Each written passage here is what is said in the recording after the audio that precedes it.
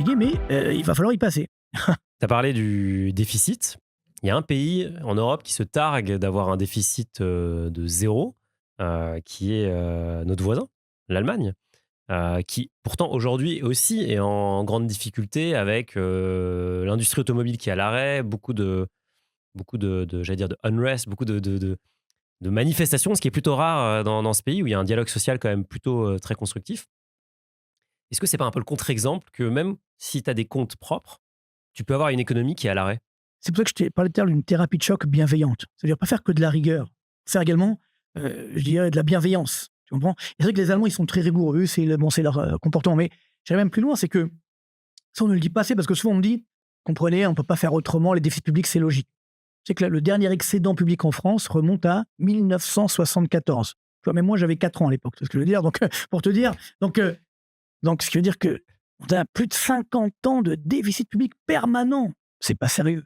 Regarde en Allemagne, justement, tu prends le cas de l'Allemagne. Tu sais, ils sont effectivement ça à zéro, ça sera peut-être les déficits cette année quand même, mais ils ont un excédent public de 2012 à 2019. Un excédent public. Comme quoi, c'est possible. Tu vois, bon, il y a d'autres pays, même les Anglais ont fait des exemples publics, même les Américains, pas dernièrement, mais ça leur est arrivé de faire, quand il y avait une croissance forte pendant la révolution Internet, ils ont fait des excédents publics. Donc, tu vois, c'est possible.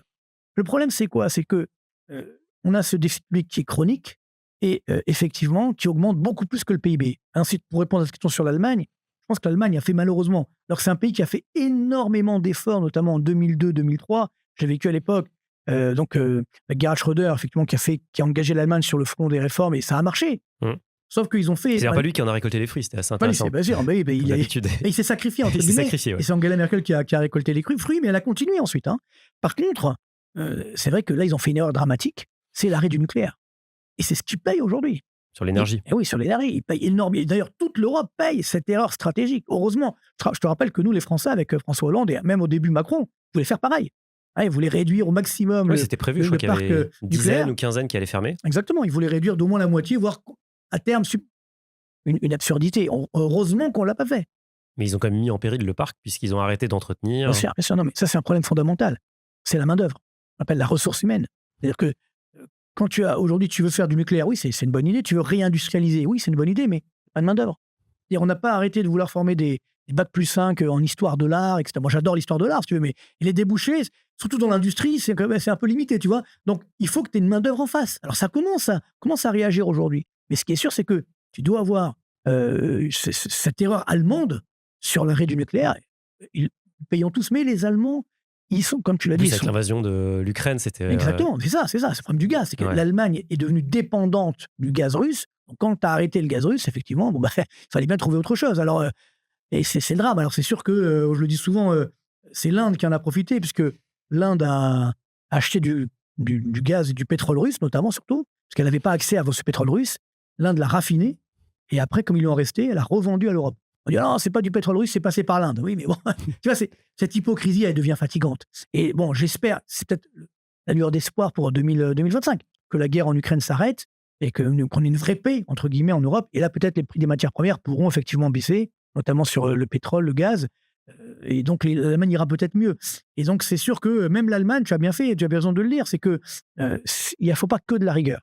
Il faut de la rigueur, également de la bienveillance. D'où ma proposition de baisser effectivement les impôts. Toujours est-il que, on me dit parfois, oui, les Allemands, ils vont mal, donc on est presque content. Parce qu'on se dit, il n'y a pas que nous qui allons mal. Alors déjà, on va plus mal que l'Allemagne, sur les derniers chiffres qu'on a sur les indicateurs des directeurs d'achat. Mais surtout, quand l'Allemagne va mal, qu'est-ce qui va se passer? Ils vont nous dire, attendez les gars, ça fait des années justement qu'on serre la ceinture, et vous continuez à faire n'importe quoi, on va rien vous dire. Donc, il y a des tensions qui sont en train de se créer au sein de la zone euro et qui sont très dangereuses pour la zone euro.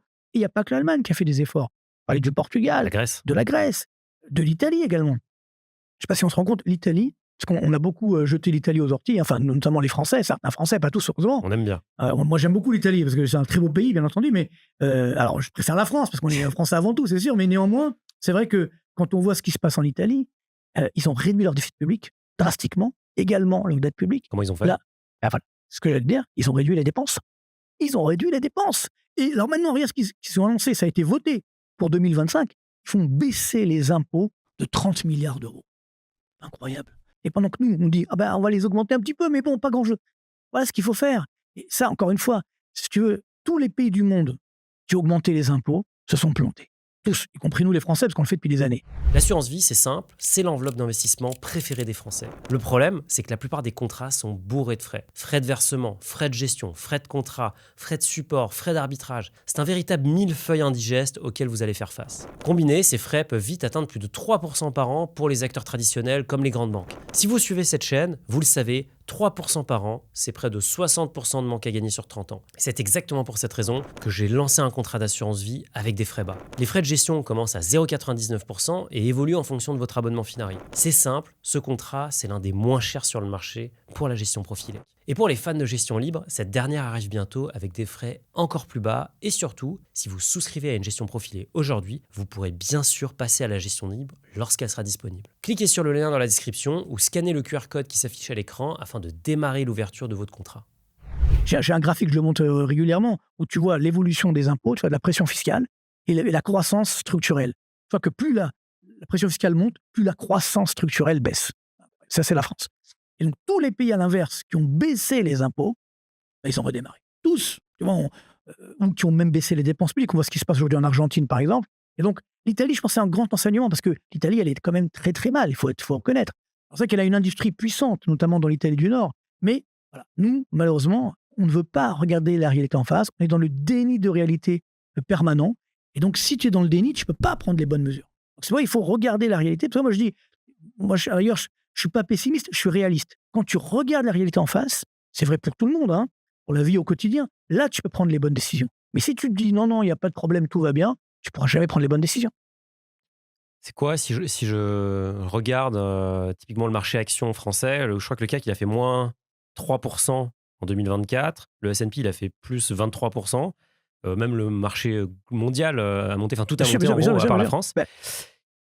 Tu vois quoi comme répercussion sur le marché action français si cette situation de déficit et de dette continue? Là, justement, tu vois bien, parce que si on prend le CAC 40, 80% des profits des entreprises du CAC 40 sont faits à l'étranger. Donc, on devrait se dire, la France, c'est pas un non-event, tu vois, c'est pas un événement, tu vois, donc ça ne devrait pas avoir d'impact ce qui se passe en France sur le CAC 40. Or là, tu as bien eu ce phénomène donc de déconnexion entre les marchés américains, mais pas que américains, également allemands, européens. Même espagnols. Exactement, et même italiens. Ouais. Et le marché français, qui a donc c'est le seul grand marché des pays occidentaux qui a baissé l'année dernière. Donc, je dis, qu'est-ce qui s'est passé? Donc, pourquoi? Parce que, tu le sais très bien, comment, je le dis pour nos téléspectateurs, comment des gérants opèrent dans leur stratégie. D'abord, ils font ce qu'on appelle l'allocation d'actifs, mettre tant pour les actions, tant pour les obligations, tant pour l'or, tant pour les crypto-monnaies, enfin bref, etc. Et après, on va faire les choix à l'intérieur de chaque catégorie par zone géographique. Donc, quand on t'a dit on va mettre des actions, on s'est dit on va regarder ce qui se passe, ce qui fonctionne bien, donc évidemment aux États-Unis, puis après, puis la France va arriver en dernier, parce que évidemment qu'une crise institutionnelle, qu'une crise politique, ça a des impacts sur les entreprises, même si elles font leurs bénéfices à l'étranger. Donc, ça crée un effet de défiance, une crise de confiance donc sur la France, donc sur les investisseurs, à l'encontre de la France, y compris sur les marchés actions. Donc ça, il faut bien comprendre que en 2025, si jamais la crise s'aggrave, si tout d'intérêt continue d'augmenter, même le CAC 40, il en pâtira. Encore plus. Bien sûr. D'ailleurs, même si tu prends le CAC 40, tu sais, gross return, c'est-à-dire avec les dividendes réinvestis, même lui, il n'a quasiment pas augmenté l'année dernière. Et parce qu'on rappelle que le CAC 40 est ex-dividende. Voilà, réinvesti. Donc, c'est pour ça que même si on réinvestit les dividendes, on se rend compte que même le CAC 40, donc gross return, GR, comme on l'appelle, eh bien, il a effectivement sous-performé les grandes bourses internationales. Donc, ça montre bien qu'il y a une crise de défiance qui est en train de s'installer à l'égard de la France et qui concerne même les marchés boursiers. Donc, soyons quand même prudents pour 2025.